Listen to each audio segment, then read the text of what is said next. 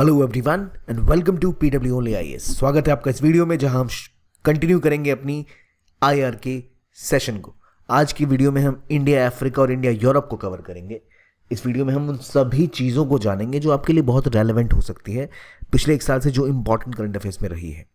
सबसे पहले अफ्रीका की जब आप बात करो तो उस कॉन्टिनेंट को आप जानते हो जिस कॉन्टिनेंट की हम बात कर रहे हैं, पर क्या अफ्रीकन कॉन्टिनेंट के बारे में आपको सब कुछ पता है? मेरा पहला सवाल कि मुझे बताइए मीना क्या होती है, मीना कंट्रीज़।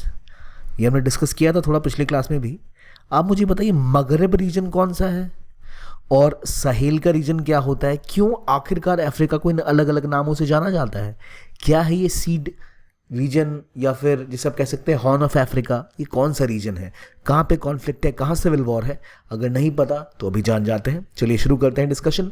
सबसे पहले ये आपको अफ्रीका का एक पूरा द्वीप का एक तस्वीर दिख रही है, जहाँ आप मोरक्को से शुरू करो तो आप पहुँचते हो इजिप्ट तक। अगर आप लाइबेरिया से शुरू करो तो आप पहुँचते हो सोमालिया तक। कीनिया से लेके गबॉन और नामीबिया से लेके अगर आप मोज़ाम्बिक तक आते हो तो आप एक लंबा कॉन्टिनेंट देखते हो जो असल में काफ़ी बड़ा साइज़ का है। यहाँ इस पूरे महाद्वीप को अलग अलग हिस्सों में बांटा गया है, डिपेंडिंग ऑन कि वहाँ कौन सा कल्चर फॉलो होता है, डिपेंडिंग ऑन कि वहाँ कैसी ज्योग्राफी है। तो देखिए, आमतौर पे जो पूरा अफ्रीका का कॉन्टिनेंट हुआ करता था, ये असल में एक ट्राइबल कल्चर को फॉलो करता है। लेकिन धीरे धीरे यहाँ पर भी जैसे देश बाकी दुनिया में रिलीजन फैला, वैसे यहाँ भी रिलीजन फैला। जैसे जब क्रूसेड्स हुई क्रिश्चियनिटी और इस्लाम के बीच में, तो वहाँ इस्लाम धीरे धीरे इस रीजन में भी फैला, क्रिश्चियनिटी भी यहाँ फैली। तो उसी के हिसाब से इसका डिवीजन होता है। लेकिन इसके अलावा एक और डिवीजन है जो है जोग्राफिकल डिवीजन, जिसके बारे में आप ज़्यादा सुनते हैं। असल में अफ्रीका को अगर आप देखें तो ऊपर आपको यहाँ डेजर्ट दिखेगा, जो है सहारा का एक बड़ा डेजर्ट जो लगातार बढ़ता ही जा रहा है। और इस डेजर्ट के बाद के रीजन में आता है सवाना ग्रासलैंड्स, जहाँ पर आपको घास के बड़े बड़े मैदान मिलते हैं, जिन ग्रासलैंड्स में आपको बड़े बड़े जानवर, चाहे वो एलिफेंट्स हो या टाइगर्स हो या चीता हो, वो देखने को मिलते हैं। अगर हम बात करें ना इस कॉन्टिनेंट की, तो जो सहारा का रीजन है ये ऊपर का रीजन है, और सहारा से लेकर अगर आप सवाना की हरी भरी जो ग्रासलैंड है वहाँ तक आते हैं तो उसके बीच का रीजन कहलाता है सहेल। तो अगर मैं इस आइलैंड को देखूँ तो ऊपर जो कंट्री आपको दिख रही है, मोरक्को वाला रीजन, यहाँ से लेके इजिप्ट तक आप जा रहे हैं, ये रीजन असल में सहारा का रीजन कहलाता है।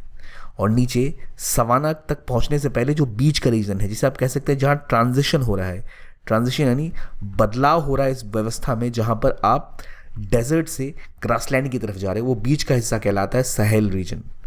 उसके बाद आपका सवाना है, फिर नीचे आपके रेन फॉरेस्ट है ट्रॉपिकल, उसके नीचे फिर सवाना है और बाद में फिर डेजर्ट आते हैं।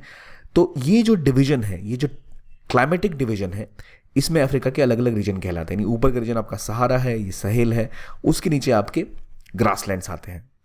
अब इसी में जो ये रीजन है, ये हमने कैसा जाना, ये क्लाइमेट के हिसाब से या क्लाइमेटोलॉजी कैसी है उस हिसाब से आप इसको डिवाइड करते हो। पर एक और डिवीजन यहाँ देखने को मिलता है, वो है कल्चरल डिवीजन। जैसे इजिप्ट खुद एक अरबिक कंट्री है, उसी प्रकार से ये पूरा का पूरा रीजन अगर हम देखें तो ये इस तरह से एक ऐसा रीजन है जहाँ पर इस्लाम काफ़ी ज़्यादा प्रैक्टिस किया जाता है, और इसे ही हम मीना रीजन भी कहते हैं। Middle east and north Africa, यानी नॉर्थ अफ्रीका का ये हिस्सा जहाँ इस्लाम प्रैक्टिस किया जाता है, उसे अक्सर आप मीना के नाम से जानते हैं। अब यहाँ पर कुछ ऐसी कंट्रीज़ हैं जो इस्लाम को फॉलो भी करती हैं। उन्होंने अपना एक यूनियन भी बनाया था, मगरब अरबिक कंट्रीज़ का यूनियन। तो ये कंट्रीज़ आपस में कहलाती है मगरब। मगरब मतलब होता है शाम, सूरज को जब डूबता है उसे कहते हैं मगरब। उस समय एक नमाज भी पढ़ी जाती है, उसी से एसोसिएटेड है मगरब का रीजन। तो यहाँ ये जो कंट्रीज़ हैं ये है मगरब का रीजन, यानी मॉरिशाना, वेस्टर्न सहारा, मोरक्को, ट्यूनीशिया, मगरब, लीबिया और अल्जीरिया सारे मगरब में आते हैं। हमें पता है कि ये जो रीजन है ये लेवांट का रीजन कहलाता है। This is Levant, this is Maghreb. यहाँ से यहाँ तक अगर आप पूरा आ जाओ ना तो ये कहलाता है मीना कंट्रीज़ का रीजन। ये रिलीजियस और कल्चरल एस्पेक्ट की बात हो रही है, क्योंकि यहाँ रिलीजन कैसा फॉलो होता है, किस तरह की धारणाओं को मानते हैं, इसलिए इसका नाम ही दिया गया है। लेकिन अगर आप क्लाइमेटिक तरीके से जाओ तो ये सहारा का रीजन है पूरा का पूरा, जहाँ सहारा का डेजर्ट है। नीचे यहाँ आपका सहेल का रीजन आ रहा है, जो हम यहाँ देख सकते हैं। सहेल आपका मॉरिशाना से लेके इरिशिया तक जाता है। तो मैं आपसे पूछूं सहेल की कौन कौन सी कंट्री है, तो आप मॉरिशाना, माली, नाइगर, चैड, सूडान और इरिशिया की बात करोगे। सहारा आपके ऊपर की कंट्रीज़ हो गई, और उसके ऊपर आपका मेडिटेरेनियन का कोस्ट आता है। मेडिटेरेनियन कोस्ट बहुत इंपॉर्टेंट है क्योंकि यही जोड़ता है अफ्रीका को यूरोप से। यहाँ एक इंपॉर्टेंट चोक पॉइंट है, इसे कहते हैं स्ट्रेट ऑफ जिब्राल्टर। जो बहुत महत्वपूर्ण है यूरोप में एंट्री के लिए। स्ट्रेट ऑफ जिब्राल्टर एक बहुत इंपॉर्टेंट चोक पॉइंट है। तो ये जगह जब आपसे पूछी जाए कहाँ पर है, मगरिब कहाँ है, तो आपको बताना है मॉरिशाना से लेकर लीबिया तक मगरिब का रीजन है। मॉरिशाना से लेकर अगर आप इराक तक जाते हो तो वो आपका मीना कंट्रीज़ का रीजन है। और अगर आप इसी को क्लाइमेटिकली बात करें तो मॉरिशाना से लेके इरिशिया तक आपका सहेल का रीजन है। उसके नीचे आपके ग्रासलैंड स्टार्ट हो जाते हैं जिसे आप कहते हो सवाना के ग्रासलैंड्स। ठीक है, ये आप समझ गए। अब अगली बात आती है, हमने देखा हॉर्न ऑफ अफ्रीका। तो अफ्रीका के कॉन्टिनेंट को अगर आपको ड्रॉ करना है तो आप कुछ इस तरह से अफ्रीका कॉन्टिनेंट एक बिल्कुल रफ सा मैं ड्रॉ करूँ तो कुछ इस तरह से बन जाता है अफ्रीका कॉन्टिनेंट। यहाँ पर एक सींग निकलती है, ठीक है, ये सींग निकली और फिर यहाँ से ये एशिया पहुँच के। बहुत ख़राब सा एक चित्र मैं बना रहा हूँ, एक तो वैसे ही कंप्यूटर पे ड्राइंग ख़राब हो जाती है। तो ये जो सींग अफ्रीका का देख रहे हो उसे कहते हैं हॉर्न ऑफ अफ्रीका।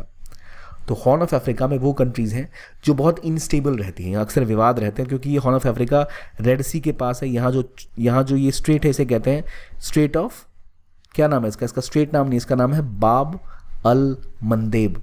बाब अल मंदेब जोड़ता है रेड सी को किससे, यहाँ कौन सा है, यहाँ एडन सी से। ऊपर यहाँ पर्शियन गल्फ है, यहाँ स्ट्रेट ऑफ हॉर्मुज है, और ये है गल्फ ऑफ ओमान। तो ये गल्फ ऑफ एडन को जोड़ता है रेड सी से बाब अल मंदेब। तो बाब अल मंदेब और इस रीजन से बहुत सारा व्यापार होता है। अगर आपको यूरोप से एशिया आना है तो आपको यही रूट लेना होगा। अगर आपको अमेरिका से भी एशिया आना है तो आप नॉर्मली यही रूट लेते हो, क्योंकि रूट बहुत छोटा है। यहाँ पर स्वेज कनाल बनाई जा चुकी है, इसलिए एक बहुत ईजी रूट यहाँ से आता है एशिया को जोड़ने का। ये नीचे का रीजन कहलाता है केप ऑफ गुड होप। आमतौर पे पहले व्यापार दुनिया भर का केप ऑफ गुड होप से ही हुआ करता था। देखिए, जब इनिशियली अंग्रेज़ और यूरोपियंस ने व्यापार करना भारत और चीन के साथ शुरू किया था तो उन्होंने ये लैंड रूट लिया था। वो यहाँ से आते थे, ऊपर आइबेरियन पेनिनसुला है, यानी ये कहलाता है आइबेरियन पेनिनसुला, जिसमें आपका पोर्टुगाल है और स्पेन है। ये वाला आइबेरियन पेनिनसुला है। आमतौर पर ये रूट लेते थे, ये वाला यहाँ से आप एंटर करते थे, यूरोप से आप एशिया आते थे। लेकिन फिर यहाँ पे अरबिक ट्रेडर्स का कब्जा हो गया तो ये रूट खत्म हो चुका था। फिर ये लोग नए रास्ते ढूंढने लगे, और जहाँ वास्को ड गामा ने ढूंढा था ये रास्ता केप ऑफ गुड होप से होते हुए इंडिया आने का, लेकिन ये रास्ता बहुत लंबा है और इस बात का पता अंग्रेज़ों को लग चुका था कि रूट बहुत लंबा है। तो उन्होंने एक छोटा रूट बनाते हैं, यहाँ पर एक नहर बनाते हैं, इसका नाम था स्वेज कनाल। यहाँ गल्फ ऑफ स्वेज है, ये गल्फ ऑफ अकाबा है। यहीं पर एक नया रूट जो इसराइल बनाना चाहता था जिसका नाम क्या था, बेन गुरियन कनाल। बेन गुरियन कनाल की कोशिश थी इजराइल के द्वारा, जहां वह स्वेज कनाल का एक अल्टरनेटिव यहां बनाना चाहता था, जहां पर आप ये जो पानी का रीजन इसे कहते हैं गल्फ ऑफ अकाबा से जोड़ते हो किसको, मेडिटेरेनियन सी को। लेकिन वो बन नहीं सका क्योंकि नेगेव डेजर्ट आता है, वह बहुत सी चीज़ें आपको करनी पड़ेंगी तभी वो रूट बन पाएगा। उसके बदले वो रूट बना नहीं। भारत ने हाल में iMac, India middle east Europe economic corridor की बात की, जहां पर हम मुंबई को इन पोर्ट से जोड़ते हुए, रस्तों से जोड़ते हुए हम हाइफा पोर्ट से ले जाकर ग्रीस तक जोड़ने की बात करते थे, लेकिन वो भी नहीं हो पाया क्योंकि झगड़े चल रहे हैं अभी इजराइल और गाजा के बीच में। अब इस रीजन में हम आए, ये थोड़ा डाइवर्ट कर गए थे। तो यहाँ है जो हॉर्न ऑफ अफ्रीका, यहाँ पर बहुत ज़्यादा त्रासदी फैली रहती है। यहाँ जो कंट्रीज़ हैं सोमालिया, इरिशिया, ठीक है, इथियोपिया, और ऊपर एक छोटी सी जिबूटी एक ऐसी कंट्री है जहाँ सभी देशों के बेसिस हैं, चाइना हो, अमेरिका हो, फ्रांस हो, सबने यहाँ बेस बना रखा है इस छोटी सी जिबूटी कंट्री के। और ये कंट्री का बहुत फायदा इसको मिलता है कि इसकी लोकेशन बाब अल मंदेब के जस्ट सामने है, एक इंपॉर्टेंट चोक पॉइंट है। तो यहाँ पर ये हमेशा अपने आप को, अपनी ज़मीन लोगों को किराए पे दे देती है, वो आके यहाँ पर अपने बेस बना लेते हैं और उससे उनको प्रेजेंस मिलती है यहाँ पर। तो यहाँ जो व्यापार होता है, रेड सी से ट्रेड होता है, जो यहाँ पे ट्रेड मूवमेंट है, उसमें उन कंट्रीज़ को बहुत एडवांटेज मिलता है। इसलिए अक्सर देश यहाँ पर पहुँचना चाहते हैं, इस रीजन में स्थापित करना चाहते हैं। और ये कंट्री बहुत सारे अपने इसी तरह से अपने बेसिस दे देती है। अगर हम बात करें हॉर्न ऑफ अफ्रीका में कौन सी कंट्रीज़ हैं, तो सीड कंट्रीज़ को कहा जाता है कि ये हॉर्न ऑफ अफ्रीका की कंट्रीज़ हैं। सोमालिया, इरिशिया, इथियोपिया, और चौथी कंट्री कौन सी है, जिबूटी। इसमें इथियोपिया एक ऐसी कंट्री है जो लैंड लॉक्ड है, और इथियोपिया जो लैंड लॉक्ड तो हमेशा चाहते हैं किसी तरह उसको भाई कहीं से ओशन का रास्ता मिल जाए, उसको कहीं इंडियन ओशन में घुसने का रास्ता मिल जाए। तो उसने क्या किया, यहाँ सोमालिया में हमेशा विवाद होता रहता था, तो यहाँ विवाद हुआ और ये देश टूट गया। सोमाली लैंड की डिमांड यहाँ पर होने लग गई, और फिर यहाँ पर एक और इलाका बन के बना जहाँ विद्रोहियों ने इस हिस्से पे कब्जा कर रखा है, और वो इसे कहते हैं पंट लैंड जब बन रहा था तो जहाँ विद्रोही ग्रुप थे ये कैसे खड़े रहते, लड़ने के लिए कोई ताकत तो चाहिए। तो उन्होंने बोला भाई इथियोपिया को, भाई आपको चाहिए ओशन का एक्सेस, हम आपको देते हैं ओशन का एक्सेस। 50 ईयर्स की लीज दे दी, और इथियोपिया ने क्या किया, इनडायरेक्टली सोमालिया में सोमाली लैंड और पंट लैंड की जो डिमांड हो रही है उसको सपोर्ट करना स्टार्ट कर दिया। तो यहाँ पंट लैंड के आसपास आजकल एक नया रूट बना है जिसके थ्रू इथोपिया को इंडियन ओशन का एक्सेस मिलेगा। यानी अगर मैं इस रीजन की बात करूं तो यहां आपको पता होना चाहिए सोमालिया, सोमालीलैंड और पंटलैंड, एक नया हिस्सा जो यहाँ विद्रोह करके बनाने की कोशिश की जा रही है, जिसके थ्रू इथियोपिया को इंडियन ओशन का रास्ता मिल रहा है। इसके अलावा इथियोपिया में खुद भी बहुत सारे विवाद हैं, क्या क्या है वो हम जानेंगे। यहाँ अलग अलग रीजन्स में अलग अलग कॉन्फ्लिक्ट्स हैं, इन सब को देखेंगे। पर आपने समझा हॉर्न ऑफ अफ्रीका की कंट्रीज कौन सी है, सीड कंट्रीज, मगरिब क्या होता है, आपने जाना सवाना की कंट्रीज क्या होती हैं, आपने जाना सहेल का रीजन क्या होता है। अब आपने एक बेसिक चीज़ें समझी। इसी अफ्रीका के कॉन्टिनेंट में इसे आप कौन सा कोस्ट कहेंगे, ये इनका वेस्टर्न कोस्ट है। और यहाँ की कंट्रीज ने आपस में एक ग्रुप बनाया हुआ जिसको कहते हैं वो इकोवॉस, जहाँ बहुत से विवाद रिसेंटली थे। इनमें 3-4 देशों को हटा दिया गया। किनको हटाया गया, चलिए वो भी देखते हैं। तो सबसे पहले आते हैं इस रीजन में इजिप्ट के बारे में। इजिप्ट वो पहली कंट्री है जो एशिया को जोड़ती है अफ्रीका से। इनका एक बड़ा हिस्सा, ये जो हिस्सा है इसे कहते हैं सिनाई पेनिनसुला, जिसके ऊपर एक समय में इजराइल ने कब्जा कर लिया था। फिर से दिखाता हूँ मैं आपको, ये जो हिस्सा है ये दिस इज सिनाई पेनिनसुला, जिसके ऊपर एक समय में कब्जा हुआ करता था किसका, इजराइल का। इजराइल ने इजिप्ट से छीन लिया था ये, पर जब इजिप्ट ने अपने संबंध नॉर्मलाइज किए इजराइल के साथ तो फिर उन्होंने इसको ये वापस दे दिया। 1967 की वॉर में इजराइल ने इस पर कब्जा कर लिया था, ये हमने पहले पढ़ा है। तो इजराइल के राष्ट्रपति, और इस बार वो जो 74th रिपब्लिक डे था उसमें वो चीफ गेस्ट थे, तो इसलिए इंपॉर्टेंट हो जाता है कि थोड़ा सा हमें पता रहे इनके बीच में मिलिट्री एक्सरसाइज कौन सी होती है, क्या चीज़ें महत्वपूर्ण है। तो एक जॉइंट मिलिट्री एक्सरसाइज हुई थी, एक्सरसाइज साइक्लोन 1, जो भारत और इजिप्ट के बीच में हुई। इजिप्ट में बहुत महंगाई है, व्यापार की बहुत ज़रूरत है कि व्यापार वहाँ बढ़े, और भारत एक इंपॉर्टेंट प्लेयर यहाँ बन सकता है उनके साथ व्यापार को बढ़ाने के लिए। इजिप्ट ने भारत के प्रधानमंत्री नरेंद्र मोदी को अपना हाईएस्ट सिविलियन ऑनर, जैसे भारत रत्न भारत में मिलता है, उसी प्रकार से इजिप्ट में ऑर्डर ऑफ द नाइल दिया जाता है, जो प्राइम मिनिस्टर नरेंद्र मोदी को प्रोवाइड किया। तो ये चीज़ आप याद रखिए, order of Nile prime minister Modi को दिया गया। और इनके राष्ट्रपति अब्दुल फताह अल सीसी इस बार भारत आए थे as a chief guest of 74th republic day. इस बार मतलब पिछला हो गया वो, ठीक है। आगे बढ़ते हैं। स्टॉकहोम एग्रीमेंट, इतना कुछ हो रहा है, इन आइलैंड्स को आपने देखा। यहाँ पर एक कंट्री है जिसके बारे में हमने कल भी बात की, जिसकी वजह से बहुत ज़्यादा विवाद था, यमन। यमन के मिलिशियाज लगातार यहाँ अटैक कर रहे हैं। यमन में चल क्या रहा है, तो यमन में असल में युद्ध हो रहा है किसके बीच में, हाउती रिबल्स के बीच में और यहाँ की सरकार के बीच में, हादी ग्रुप इसे कहते हैं, इन दोनों ग्रुप्स के बीच में। तो यहाँ बहुत सालों से बहुत सी समस्याएं होती रही। और यहाँ एक रीजन है ताइज। ये जो ताइज का शहर है, इसको पूरी तरह से एक तरह से ब्लॉक करके रखा हुआ है, इतनी हिंसा फैल रही है। तो यूएन ने कहा कि हाउती रिबल्स और यहाँ जो गवर्नमेंट है इनके बीच में एक सीज फायर कराते हैं, ताकि यहाँ के लोगों को कम से कम पानी मिल पाए, बेसिक सुविधाएं मिल पाए, क्योंकि यहाँ बहुत ज़्यादा तबाही मच रही थी। और इसी को लेकर एक हुआ स्टॉकहोम एग्रीमेंट। इस एग्रीमेंट के तहत यमन में जो वॉर प्रिजनर्स थे उनको उनके परिवार से जाके मिलने का मौका मिला। 2018 में ये एग्रीमेंट हुआ था, असल में काफ़ी टाइम हो गया, पर फिर से यमन न्यूज़ में है तो हमें पता होना चाहिए। तो इसके अंदर 3 प्रमुख एग्रीमेंट हुए थे। हुदाया एग्रीमेंट, जिसके तहत ये जो शहर है हुदाया, जो हुदाया शहर है, इसमें सीज फायर हुआ, यहाँ हिंसा बंद हुई। दूसरा, प्रिजनर एक्सचेंज स्टेटमेंट किया गया, जिसके अंदर जो प्रिजनर्स हैं उनको फ्री कर दिया गया। और एक ताइज एग्रीमेंट, एक जॉइंट कमेटी बनी ताइज में, और ताइज में सीज फायर की बात की गई। ये सब जो होता है ये दिखाता है कैसे यमन में लगातार युद्ध की स्थिति बनी हुई थी। इसको रोकना बहुत आवश्यक था। और यमन कहाँ है ये आपको दिख रहा है, हालांकि एशिया का पार्ट है ये। याद रखिए यहाँ एक छोटा सा आइलैंड है सोकोत्रा।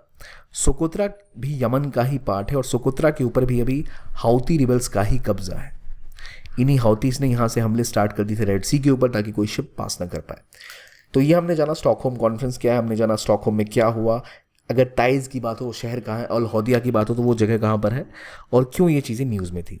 लेकिन इसके आसपास का रीजन अगर आप देखो तो क्या है, सोमालिया का, जहाँ पर विवाद है सोमालीलैंड का और पंटलैंड का। इसके अलावा यहीं पर बहुत सारे समुद्री लुटेरे होते हैं जिन्होंने कई बार शिप्स को कैप्चर करने की कोशिश की, और इसी को रोकने के लिए यूरोप और अमेरिका की नेवी भी यहाँ एक्टिव थी। इंडियन नेवी भी काफ़ी ज़्यादा एक्टिव थी। जो हमारा ऑपरेशन संकल्प चला था यहाँ पर, इसी को रोकने के लिए चलाया गया था ऑपरेशन संकल्प, ताकि यहाँ सेफ्टी सिक्योरिटी बनी रहे। इसके बाद ऑपरेशन एस्फाइडीज था जो यूरोप ने स्टार्ट किया था यहाँ पर। तो कई नेवल ग्रुप्स यहाँ पर लगातार एक्टिव थे। आई होप आपको ये क्लियर हो गया कौन कौन सी जगह है, क्या नाम है। मैं उम्मीद करूँगा अपना एटलस आप निकालेंगे और मैं इसको मार्क करेंगे, ठीक है। अब देखिए इसके बाद एक बात आती है, जो मैंने बोला वेस्टर्न अफ्रीकन कंट्रीज़ की, वो थी उनका एक ग्रुप इकोवॉस। इन सभी देशों ने आपस में मिलकर इकोवॉस बनाया, एक ग्रुप बनाया ताकि फ्री ट्रेड हो, व्यापार बढ़े। हालांकि अफ्रीकन यूनियन है जिसमें 55 देश हैं, एयू में 55 देश हैं, अफ्रीका की सारी कंट्रीज ईयू के मेंबर हैं, और ये कोशिश कर रहे हैं एक सफल ट्रेड ग्रुप बनाने का। लेकिन इसके बावजूद वेस्टर्न अफ्रीका में लगभग 15 देशों ने मिलकर एक ग्रुप बनाया जिसका नाम था इकोवॉस, economic community of West African states. विवाद यहाँ पर यह है कि इनमें से 3 देशों को हटा दिया गया, रस्टिकेट कर दिया गया, जो थे माली, बर्किनो फासो और गिनी। इनको हटाने की वजह ये थी, हालांकि इसके बाद इसमें नाइगर को भी जोड़ दिया गया, इनको हटाने की वजह ये थी कि यहाँ पर कू हुआ और ये देश लगातार हिंसा फैला रहे थे। देखिए, तो यहाँ पर असल में 3 देशों ने पहले मिलकर आपसी एक मिलिट्री अलायंस बनाया था, बर्किनो फासो, नाइगर और माली, इन तीनों ने। बाद में इन तीनों को हटा भी गया और इनके हटने के बाद से ये विवाद और बढ़ गया। तो कौन कौन इकोवॉस से सस्पेंडेड है? माली, नाइगर, बर्किनो फासो और गिनी को भी इससे निकाल दिया गया था, जिसमें से माली, बर्किनो फासो और नाइगर ने आपस में एक म्यूचुअल डिफेंस पैक्ट भी बना लिया सितंबर में पिछले साल, जो और ज़्यादा खतरनाक होता जा रहा है इस रीजन, जहाँ कॉन्फ्लिक्ट बहुत ज़्यादा बढ़ सकता है। इसके अलावा मैं आपसे पूछूं ताइज़ कहाँ पर है, क्या विवाद था? तो ताइज़ यहाँ एक शहर है यमन का, गल्फ ऑफ एडन के जस्ट ऊपर का इलाका है ये। हुदाया, अगेन यहाँ पर ये ट्रीटी हुई थी। सना इनका कैपिटल है। बहुत तबाही मची इस रीजन में। यहाँ पर अलग अलग ग्रुप एक्टिव हैं, जैसे प्रो साले फोर्सेज है, हौती फोर्सेज है, हादी गवर्नमेंट का नाम है यहाँ पे, हादी गवर्नमेंट की फोर्सेज इन इलाकों पे ज़रा स्ट्रॉन्ग थी समय में। और बाकी पर जो कोस्टल इलाका है यमन का, जो रेड सी के पास मिलता है, उस पूरे इलाके पे हौती रिबल्स काफ़ी ज़्यादा एक्टिव हैं। और हौतीज़ को सपोर्ट कौन करता है? तो ईरान सपोर्ट करता है। ठीक है, याद रखिएगा इस चीज़ को आप। इसीलिए इनका विवाद सऊदी अरब के साथ भी है, क्योंकि हादी गवर्नमेंट जो है इसको सऊदी अरेबिया की पूरी मिलिट्री अलायंस का सपोर्ट मिलता है। पाकिस्तान हो चाहे जितनी इस्लामिक कंट्रीज हो, वो सपोर्ट करती है हादी गवर्नमेंट को। उसके खिलाफ हौतीज़ हैं जिनकी सपोर्ट में होता है ईरान। ये आई होप आपको पता लग गया होगा, मैं पहले भी डिटेल में डिस्कस किया है। स्टॉकहोम एग्रीमेंट में हुदाया एग्रीमेंट क्या है, प्रिजनर एक्सचेंज एग्रीमेंट क्या है, ताइज़ एग्रीमेंट क्या है, ये हमने समझ लिया। ठीक, अब बात करते हैं इस रीजन में हो रहे कॉन्फ्लिक्ट की। यहाँ कई सारे रीजन हैं जिनके बारे में हमको पता होना बहुत ज़्यादा ज़रूरी है। जब हमने इकोवॉस की बात करी तो आपको दिख रहा होगा कि भाई मॉरिशियाना से लेके आप चैड तक आ जाओ। चैड के बाद कौन सी कंट्रीज है? चैड के बाद आता है सूडान, और यहीं से शुरू होता है एक कॉन्फ्लिक्ट जोन। यहाँ बहुत सारी एरियाज में सिविल वॉर चल रही है। एक है दारफुर का कॉन्फ्लिक्ट, एक है Tigray conflict, Somalia civil war, central जो आपका अफ्रीकन रिपब्लिक है यहाँ वॉर है। बोको हरम कहाँ पर है? तो बोको हरम एक असल में टेररिस्ट ग्रुप है जो मुख्य रूप से नाइजीरिया में एक्टिव रहता है, लेकिन ये अब अपना पैर और इलाकों में भी फैला रहा है। ये बिल्कुल अलकायदा की तरह खतरनाक एक आतंकवादी ग्रुप है। बोको हरम पूछा जाए कहाँ एक्टिव है, तो नाइजीरिया में सर्वाधिक रूप से एक्टिव है। बच्चों को अगवा करना, टेररिज्म फैलाना इसका मुख्य उद्देश्य है। इसके बाद आप देखो ना, यहाँ के इलाकों में तो लगातार कॉन्फ्लिक्ट बना ही हुआ है। तो कौन कौन से इलाकों में कॉन्फ्लिक्ट बना हुआ है ये जानते हैं सबसे पहले। तो एक तो समझिए रीजन में कहाँ कहाँ कॉन्फ्लिक्ट है। तो पहले आप जानिए इकोवॉस मेंबर्स को, जिसमें किसको किसको निकाला गया? माली, नाइगर, बर्किनो फासो को निकाल लिया। गिनी कह रहा था कि भाई सैंक्शन लगाना गलत है, तो इसलिए ये भी इनके साथ चला गया। अब देखिए इन कंट्रीज़ में भी कुछ कुछ कॉन्फ्लिक्ट है, पर जो प्राइमरी इलाके हैं वो है इथोपिया, जहाँ पर सर्वाधिक आप कॉन्फ्लिक्ट देखते हो। हमने देखा था कि जो हॉर्न ऑफ अफ्रीका है उसमें सीड कंट्रीज़ हैं, यानी सोमालिया, इथोपिया, इरिशिया और जिबूटी। जो इथियोपिया है मैंने आपको बताया था सोमालिया से पंटलैंड के थ्रू अपना रास्ता बनाना चाह रहा है ओशन तक पहुंचने का। सोमालिया में विवाद है सोमालीलैंड का, पंटलैंड का। इसके अलावा इथियोपिया में 3 रीजन है जो बहुत ज़्यादा कॉन्फ्लिक्ट में रहते हैं। ये ऊपर का रीजन कहलाता है टिग्री रीजन। टिग्री रीजन का कॉन्फ्लिक्ट असल में इरिशिया और इथियोपिया के बॉर्डर्स में फैला हुआ है। टिग्री रीजन कहाँ है? इथियोपिया में। अब अगर आप इसके बारे में डिटेल में पढ़ेंगे तो वो शायद रेलेवेंट ना हो, रीजन पढ़ना ज़्यादा इंपॉर्टेंट है। टिग्रे, अब इनका बॉर्डर जहाँ सूडान से लगता है, यहाँ एक और रीजन है जहाँ कॉन्फ्लिक्ट है, ये है बेनिशगुल गुनुज, गुमुज रीजन यहाँ कह सकते हैं। गुमुज रीजन है जहाँ कॉन्फ्लिक्ट है, ये गुमुज रीजन है। तो 2 तो आपको पता चल गई। यहाँ पर एक और चीज़ है अफार ट्रायंगल। अफार ट्रायंगल होके आ रहा है कि अफ्रीका टूट के 3 हिस्सों में बन रहा है, एक नया ही कॉन्टिनेंट बनता दिख रहा है, इसे कहते हैं अफार टाइलैंड। तो देखिए ये है वो इलाका जहाँ हम कह सकते हैं कि सोमालीलैंड और पंटलैंड की बात यहाँ पे हो रही है इस रीजन में। ये है सोमालीलैंड, ये है पंटलैंड, ये ऊपर को सोमालिया जहाँ कॉन्फ्लिक्ट चल रहा है। इसके अलावा जैसे मैंने बताया यहाँ ऊपर टिग्रे का रीजन है, ठीक, ऊपर टिग्रे यहाँ ऊपर मिलेगा, पंटलैंड यहाँ सामने मिलेगा, सोमालीलैंड यहाँ है, सोमालिया यहाँ है, यहाँ आपका गुमुज का रीजन है, ठीक, और ऊपर अफार। अफार असल में हिस्सा जो है ना ये धीरे धीरे टूट के अलग हो रहा है। कहा यह जा रहा है कि कुछ सालों में, यानी कुछ सालों मतलब कुछ हज़ार सालों में यहाँ क्या हो रहा है, अफार के रीजन में ज़मीन टूट रही है। तो कहा जा रहा है कि शायद ये हिस्सा टूट के अफ्रीका का बिल्कुल अलग हो जाएगा। एक तो वो, और प्लस अफार में कॉन्फ्लिक्ट भी बढ़ रहा है। तो जब मैं इथियोपिया की बात करूँ तो वहाँ 3 हिस्सों में कॉन्फ्लिक्ट है। ऊपर टिग्रे है, नीचे अफार है, यहाँ अम्हारा है, ठीक है। इनकी राजधानी है अदीस अबाबा में। दोबारा एक बार मैं आता हूँ इथियोपिया में। अगर मैं आपको बोलूँ इथियोपिया को याद करने, तो इथियोपिया जस्ट सोमालिया के पास की कंट्री है जो लैंड लॉक्ड है। इसको इंडियन ओशन का रास्ता चाहिए, तो वो इसके लिए मिल रहा है इसको पंटलैंड के थ्रू। पंटलैंड अगेन एक कॉन्फ्लिक्ट जोन है, कहाँ पर? सोमालिया में। पंटलैंड ऊपर सोमाली लैंड, नीचे सोमालिया और इधर Indian ocean. Ethiopia land lock country है। इथियोपिया के ऊपर जो हिस्सा है इरिशा का, वहाँ पर दो इलाके बन के आते हैं। एक है अफार, जहाँ कॉन्फ्लिक्ट भी चल रहा है, जहाँ पर ये भी कहा जा रहा है ज़मीन फट रही है, तो पता नहीं कुछ सालों में एक नया ही कॉन्टिनेंट ना बन जाए। इधर अफार है। अफार के जस्ट साइड का रीजन है यहाँ पर टिग्रे, और टिग्रे के साइड में इधर है गुमुज, और साइड में गुमुज का इलाका और पूरा का पूरा इलाका मिला के बनता है अम्हारा। तो अम्हारा, टिग्रे, गुमुज और अफार, ये सारे कहाँ पर हैं? इथियोपिया में। इथियोपिया की एक तरफ देखो, ऊपर की तरफ टिग्रे है, ठीक है, ऊपर इरिशा के साथ टिग्रे है, अफार है, दो हिस्से इरिशा के साथ हैं। सूडान के साथ इनका अम्हारा का रीजन है और गुमुज का रीजन है। ये दो हिस्से हैं जिनके कॉन्फ्लिक्ट सूडान के साथ चल रहे हैं। समझ गए? ठीक है।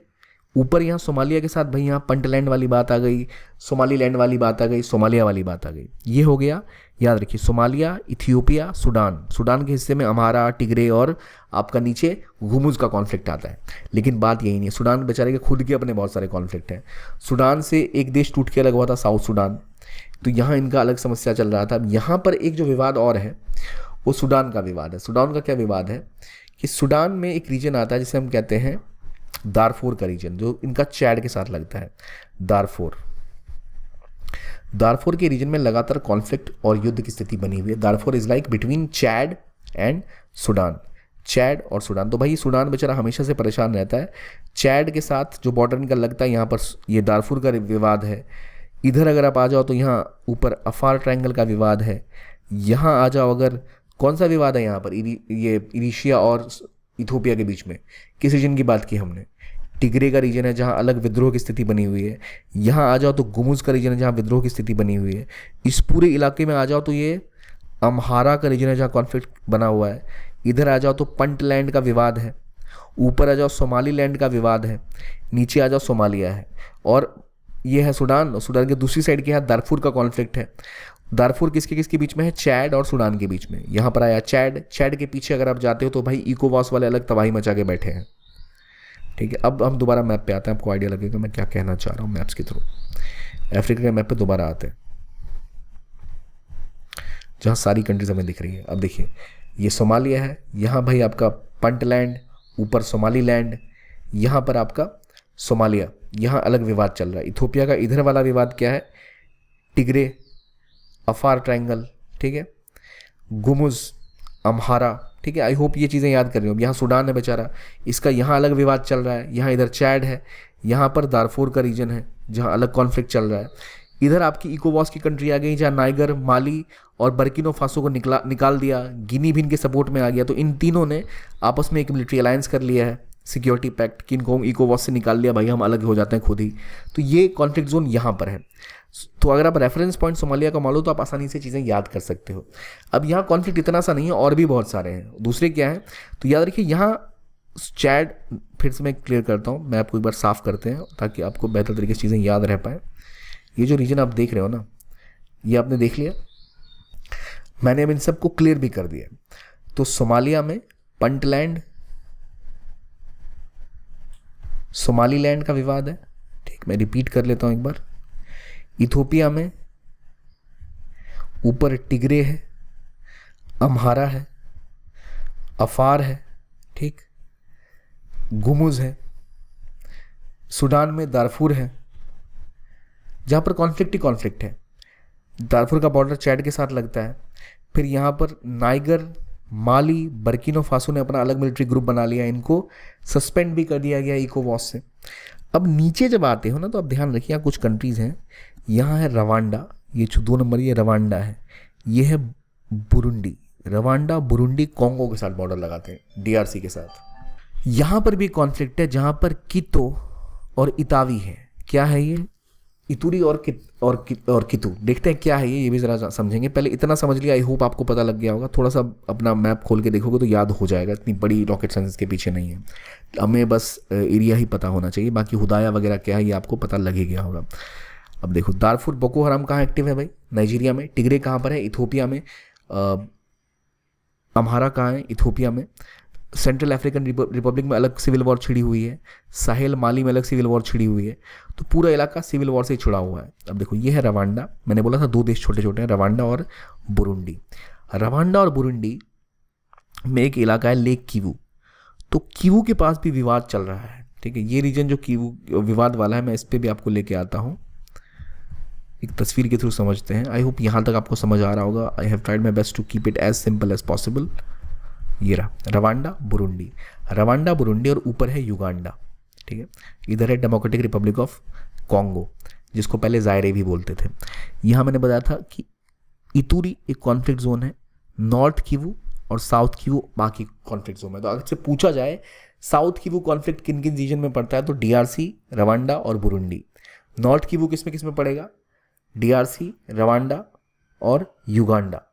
इतूरी किसके बीच में है, तो डीआरसी और युगांडा। तो इतूरी किवू नेम आपको याद रखना है, किनके बीच कॉन्फ्लिक्ट है, युगांडा, डीआरसी और बुरुंडी में। अब देखिए होता ये कि डीआरसी और कॉन्गो दुनिया की यहाँ पर है कॉपर बेल्ट। तो दुनिया का अराउंड 60% जो कोबाल्ट है वो यहीं से निकलता है, कॉन्गो के रीजन से।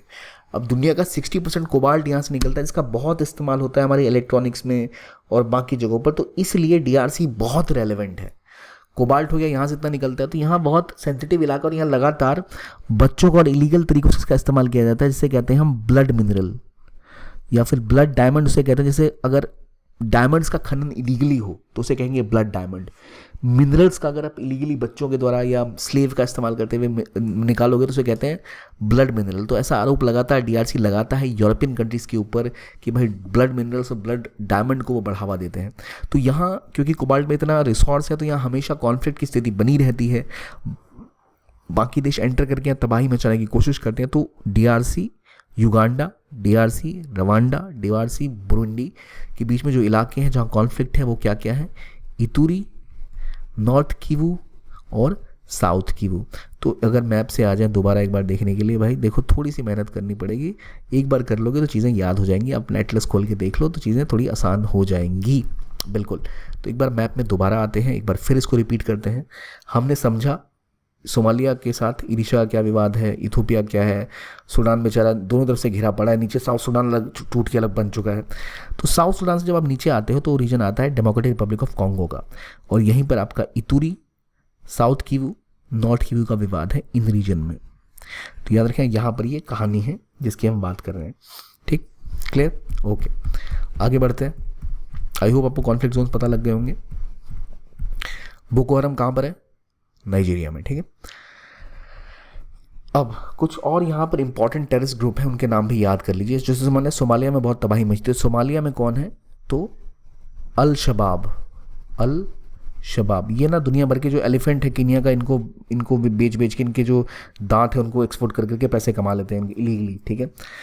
और अल शबाब सोमालिया में है, बोको हराम नाइजीरिया में। अब देखो सारे आप टेररिस्ट ग्रुप को याद कर नहीं सकते। अल्जीरिया के आसपास अलकायदा भी एक्टिव है, तो याद रखिए भाई अलकायदा भी यहाँ पे पहुँच जाता है। तो ये सब चीज़ें हैं जो आपको याद रखनी है भाई, कि जो लोकेशंस है वो कौन कौन सी हैं, जो नाम कौन कौन से। इंपॉर्टेंट वाटर बॉडीज़ को देख लें तो यहाँ कुछ इंपॉर्टेंट लेक्स भी हैं, जैसे lake Albert, lake Turkana, lake Victoria Uganda के पास पड़ती है, लेक टंगनीका, लेक न्यासा, और इसके अलावा आपकी लेक एल्बर्ट के बाद लेक एडविन भी है, और लेक चैड हुआ जो ऑब्वियसली चैड में ही होगी लेक चैड। तो यहाँ जब आप इंपॉर्टेंट कंट्रीज़ को कवर करते हो तो आप देख ही रहे हो यहाँ पर तंजानिया भी है जहाँ पर आपकी लेक टंगनीका का बॉर्डर लगाती है। तो बुरुंडी, रवांडा, युगांडा यानी नॉर्थ किवू, साउथ किवू और इतूरी का कॉन्फ्लिक्ट यहाँ पर आ जाता है। तो ऐसे रीजन आपसे पूछे जा सकते हैं। नीचे इधर यहाँ पर आता है नाइजीरिया, जहाँ पर एक्टिव है बोको हराम। नाइजीरिया इस तरफ है, ये देखिए यहाँ नाइजीरिया है, यहीं पर बोको हराम है, और भारत इनसे बहुत मात्रा में पेट्रोलियम और ऑयल इंपोर्ट करता है। और जो पोर्ट इनका इंपॉर्टेंट है वो है लागोस, जहाँ पर चाइना लगातार इन्वेस्टमेंट बढ़ाने जा रहा है। नाइजीरिया समझ गए। चैड बेचारा सूडान से घिरा हुआ, यहाँ पर कौन सा रीजन है, दारफूर का रीजन, ठीक है। ये इरिशा वाला है। ऊपर कौन सा रीजन है, अफार ट्रायंगल का रीजन इस साइड होगा जो टूट के अलग हो रहा है, कॉन्फ्लिक्ट भी यहाँ पर है। अम्हारा इस साइड का रीजन है, गुम्स इस साइड का रीजन है, ठीक है।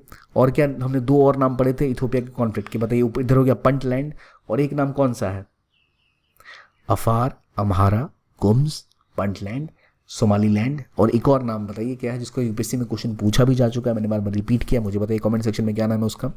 सूडान बेचारा दोनों तरफ से फंसा हुआ है। इधर नीचे आ गया साउथ सूडान, साउथ सूडान से नीचे है DRC, democratic Republic of Congo.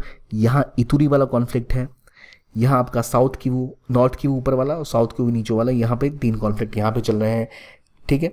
तो आपको इस तरह से याद करना है। यहाँ कीनिया है, इसके जस्ट साइड में कीनिया में लामू एक पोर्ट है अगेन, जहाँ से इंडिया भी काफ़ी निवेश व्यापार करता है, और यहाँ पर चाइना अचानक एक्टिव हो चुका है।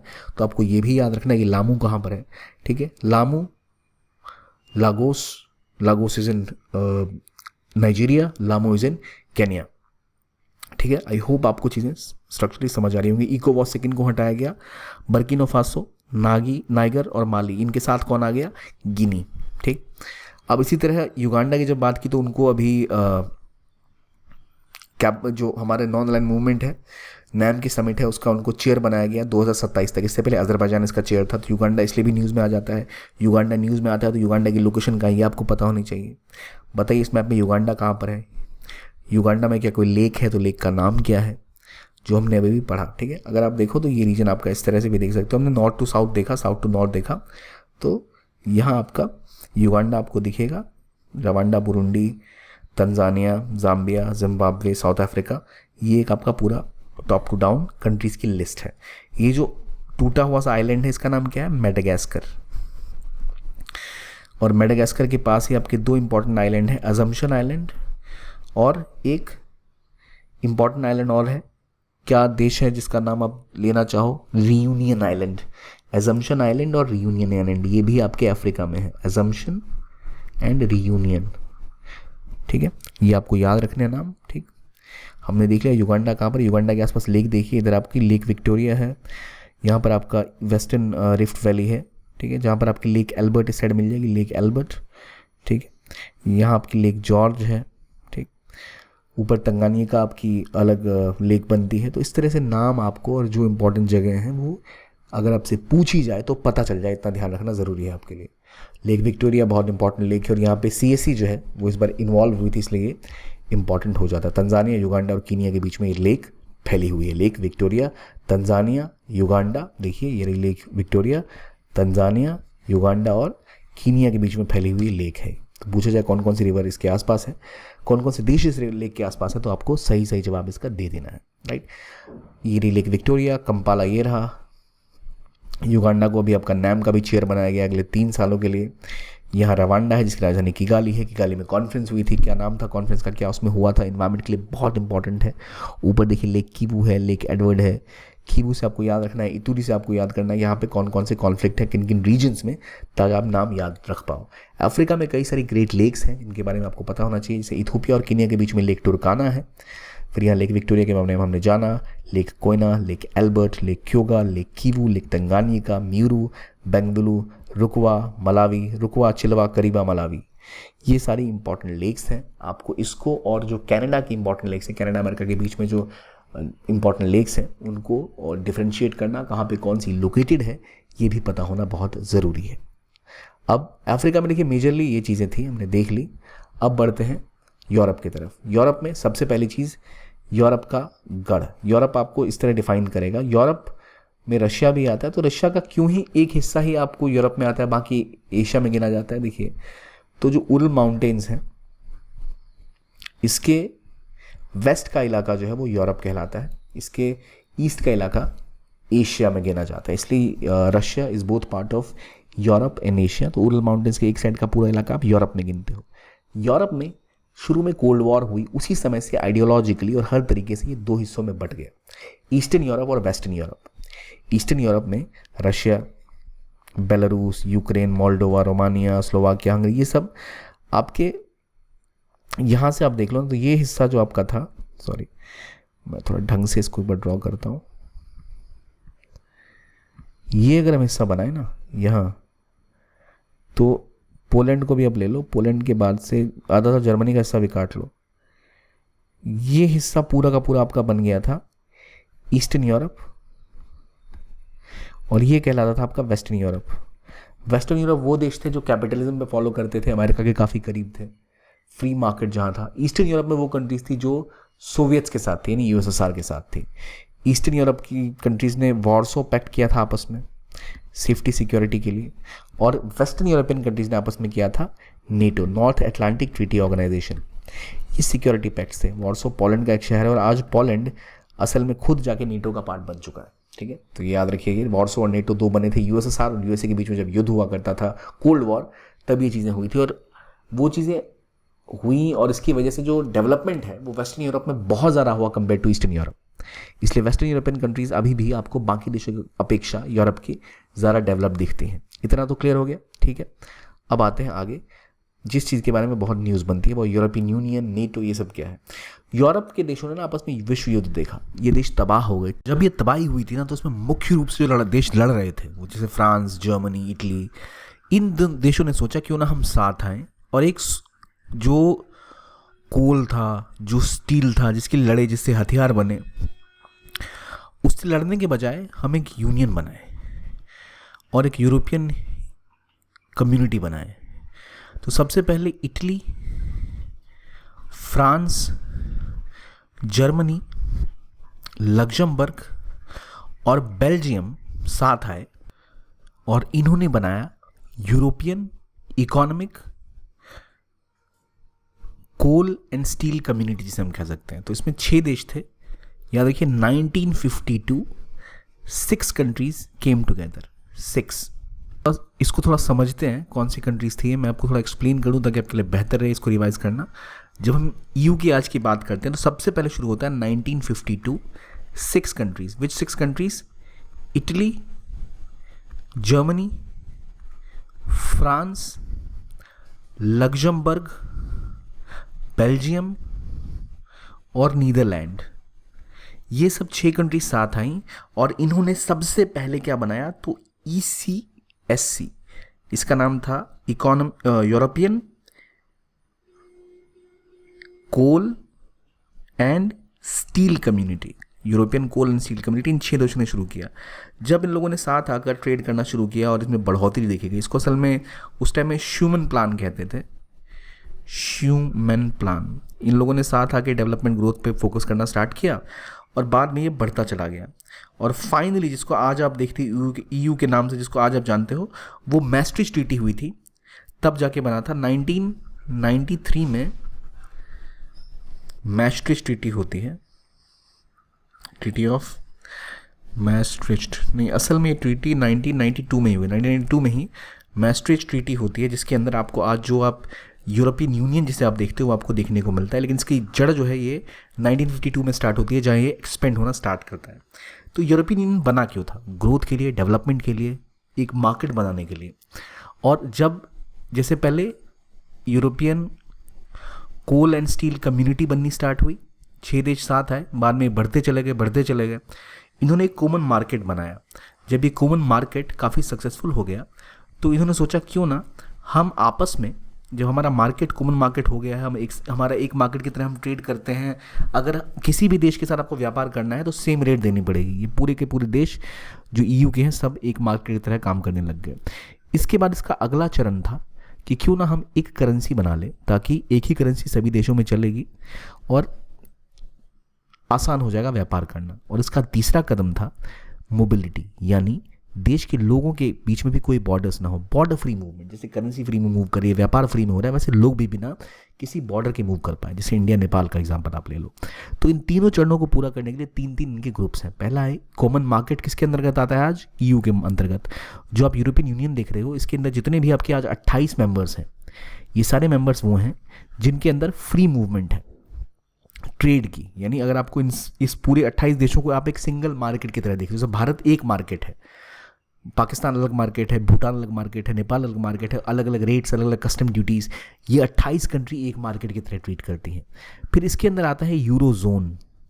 यूरोजोन वो कंट्रीज़ हैं जो कि यूरो करेंसी को अपने देश की करेंसी मान चुकी हैं। जैसे भारत में रुपया चलता है, बांग्लादेश में टका चलता है, हर देश में अलग अलग करेंसी चलती है। लेकिन इस यूरोपियन यूनियन के अंदर 28 में से 20 कंट्रीज़ ने बोला कि हम सेम करेंसी भी इस्तेमाल करेंगे और हमारी एक ही करेंसी होगी तो और ज़्यादा बेहतर तरीके से व्यापार आसानी से हो पाएगा। तो 20 कंट्रीज़ यूरोजोन के अंदर आती हैं। और तीसरी आती है मोबिलिटी की बात, कि बिना बॉर्डर के आप आ जा सको। तो उसके लिए शेंजन रीजन, शेंजन एरिया उसे कहते हैं, यानी वो एरिया जहाँ कोई बॉर्डर नहीं है। तो यूरोपियन यूनियन के सभी देश 28 के 28 यूरोजोन के मेंबर नहीं है, केवल 20 इसके मेंबर हैं। लेकिन ईयू के कुछ देश ऐसे भी जो शेंजन के मेंबर नहीं है। लेकिन जब शेंजन एरिया बन के खड़ा हुआ तो कुछ ऐसे यूरोप के बाकी देश जिन्होंने कहा सर देखिए हमें आपके मार्केट से लेना देना नहीं है, हमें आपके यूरोजोन से लेना देना नहीं है, लेकिन हम चाहते हैं कि हमारे देश में भी जो लोग हैं वो आ सके बिना वीज़ा पासपोर्ट के। फ्री मूवमेंट जो यूरोप में हो रही है हम उससे जुड़ना चाहते हैं। तो इन्होंने बोला ठीक है, अगर आप यूरोपियन यूनियन का पार्ट नहीं भी हो फिर भी आप चाहो तो शेंजन एरिया में जुड़ सकते हो। तो ऐसी कुछ कंट्रीज़ हैं जो ईयू का पार्ट नहीं है लेकिन शेंजन एरिया का पार्ट है। खास तौर पे ऐसी 4 देश हैं जो ईयू का पार्ट नहीं है लेकिन शेंजन एरिया का पार्ट है, यानी मोबिलिटी यहाँ पे फ्री है। तो जैसे ही कोई आप ईयू का पार्ट नहीं बनोगे, देखो सीधी सी बात है, जब तक आप ईयू का पार्ट नहीं बनोगे तब तक आप यूरोजोन का पार्ट नहीं बन सकते। पहले आप कॉमन मार्केट बनाते हो तब ना आप सिंगल करेंसी लेके आओगे। तो ईयू से ही आप यूरोजोन के मेंबर बन सकते हो, लेकिन बिना ईयू ज्वाइन किए ही आप शेंजन एरिया ज्वाइन कर सकते हो। और इन्होंने ये भी खास बात रखी थी कि चाहे आप ईयू के मेंबर हो तब भी आप चाहो तो यूरोजोन में मत घुसो, आप चाहो तब भी आप शेंजन में मत घुसो। ठीक है, तो ये सब कहानी खुल गया। शेंजन एरिया मतलब वो एरिया जहां आप बिना किसी फिक्र के आ जा सकते हो, मूवमेंट कर सकते हो। देखो यहाँ आप दिख रहा होगा इस मैप में, ये कंट्री है नॉर्वे, ठीक है, ये कंट्री है आइसलैंड। नॉर्वे और आइसलैंड को अगर आप देखो तो ये वो देश हैं जो शेंजन एरिया में आपको दिख रहे हैं लेकिन ईयू में नहीं है। ठीक है, क्योंकि ये लोग ईयू का पार्ट ही नहीं है। जैसे 4 देश हैं असल में, नॉर्वे, आइसलैंड, स्विट्जरलैंड और लाइकनस्टीन। ये देखो ये सफ़ेद धब्बा दिख रहा है, ये स्विट्जरलैंड है। ये भी ईयू का पार्ट नहीं है लेकिन ये सारे शेंजन के पार्ट है। 4 देश ऐसे हैं जो शेंजन एरिया के पार्ट हैं लेकिन ईयू के पार्ट नहीं है। और यूरोजोन में तो आपके 20 ही देश हैं। ठीक, अभी क्या हुआ रिसेंटली, क्रोएशिया 28वीं कंट्री है जो ईयू के मेंबर बनी थी, अब इसने धीरे धीरे शेंजन एरिया को भी ज्वाइन कर लिया और यूरोजोन को भी ज्वाइन कर लिया। ठीक है, क्रोएशिया के बारे में अब आप समझ गए क्या पूरी कहानी है। और क्रोएशिया ने शेंजन एरिया यूरोजोन दोनों ज्वाइन कर रखा है, यानी क्रोएशिया पहले से आपकी ईयू के मेंबर है ऑलरेडी। ठीक, ये सबसे न्यूएस्ट मेंबर है क्रोएशिया, 2008 में ईयू के मेंबर बनी थी ये कंट्री। ये हम समझ गए। अब आगे बढ़ते हैं, टेपा के बारे में जानते हैं। जैसे मैंने बोला ना 4 देश हैं जो ईयू के मेंबर नहीं है लेकिन ये शेंजन एरिया के मेंबर है। तो इन्होंने अपना अलग ग्रुप बनाया हुआ है, इसका नाम है EFTA। EFTA के 4 देश कौन कौन से हैं? पहली बात, EFTA के 4 देश हैं आइसलैंड, स्विट्जरलैंड, नॉर्वे और लाइकनस्टीन। इन चारों देशों ने आपस में अपना ट्रेड ग्रुप बनाया हुआ EFTA। और EFTA का फुल फॉर्म क्या होगा? European free trade association. ये 4 देशों का ग्रुप है जो शेंजन का पार्ट है लेकिन ईयू का पार्ट नहीं है। इनके साथ भारत ने एक एग्रीमेंट किया ट्रेड का, टेपा, ट्रेड एंड इकोनॉमिक पार्टनरशिप। इसके तहत लगभग $100 बिलियन की बाइंडिंग कमिटमेंट की गई है। 1 मिलियन जॉब्स बनाए जाएंगे, व्यापार बढ़ेगा, एक्सपोर्ट बढ़ेगा, यूरोपियन मार्केट का इंडिया को एक्सेस मिलेगा। देखिए इंडिया का कोई ट्रेड एग्रीमेंट अभी तक ईयू के साथ नहीं हो पाया है, तो ये एक बड़ा मार्केट है, इसके साथ हमारा ट्रेड एग्रीमेंट नहीं है। तो हमने इन चारों EFTA, European free trade association countries के साथ एक ट्रेड एग्रीमेंट कर लिया है। कौन कौन है इसके अंदर? आइसलैंड, स्विट्जरलैंड, लाइकनस्टीन और नॉर्वे। ठीक है, हमने जान लिया। ठीक है, अब आपको पता लग गया यूरोजोन क्या है, ईयू क्या है, शेंजन एरिया क्या है और EFTA क्या है। EFTA के साथ हमने टेपा किया है। क्या है टेपा भाई?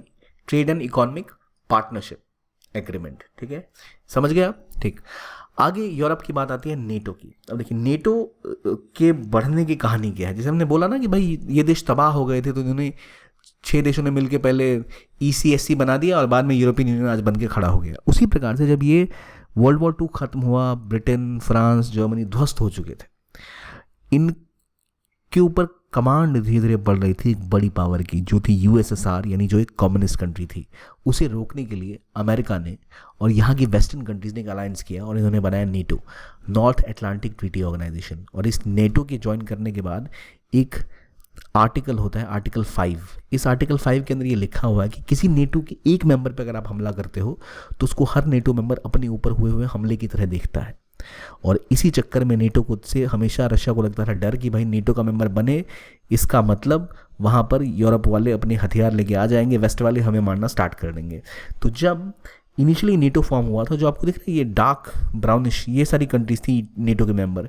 धीरे धीरे नेटो बढ़ना स्टार्ट हुआ। जब 1993 में विघटन हो गया था यूएसएसआर का और रशिया बन के तैयार हुआ, तब इन्होंने एक प्रॉमिस किया था रशिया को कि हम नेटो को एक्सपेंड नहीं करेंगे आपके बॉर्डर्स तक। लेकिन अब ऐसा हो रहा है कि नेटो लगातार बढ़ता ही जा रहा है, और यूक्रेन नेटो में ना घुस जाए इसलिए रशिया ने कहा था कि हम नेटो पे हमला कर देंगे, हमारी बॉर्डर सिक्योर नहीं हो पाएगी। लेकिन अब यूक्रेन ने भी बोल दिया है कि वो नेटो ज्वाइन करने वाला है, उसने भी एंट्री दे दी है। लेकिन सिर्फ उतना ही नहीं, और ऐसी कई कंट्रीज जो 2023 से पहले बिल्कुल भी नेटो का पार्ट नहीं थी, वो अब नेटो का पार्ट बन चुकी हैं। फॉर एग्जांपल बाल्टिक स्टेट, कौन से, लैटविया, लुथानिया, ये वाली कंट्रीज पहले पार्ट नहीं थी नेटो का, अब ये भी धीरे धीरे करके नेटो की पार्ट बनती चलेगी। और अब हाल के समय में देखो तो फिनलैंड ने भी नेटो को ज्वाइन कर लिया, और इवन स्वीडन ने भी नेटो को लेकर अपनी बातें करनी स्टार्ट कर दी है। स्वीडन की भी एंट्री लगभग पक्की हो चुकी है। तो अब फिनलैंड, स्वीडन और यूक्रेन भी ऑलमोस्ट नेटो का पार्ट बनने वाले हैं, जिसमें कि फिनलैंड ऑलरेडी बन चुका है। स्वीडन को लेकर टर्की काफ़ी विवाद कर रहा था, वो भी एग्री हो चुका है। यूक्रेन ने भी बोल दिया कि वो नेटो ज्वाइन करेगा। तो आप देख सकते हो रशिया के आसपास नेटो बहुत ज़्यादा मात्रा में बढ़ने वाला है। तो latest country to join NATO till now is Finland, जिसकी एंट्री हो चुकी है।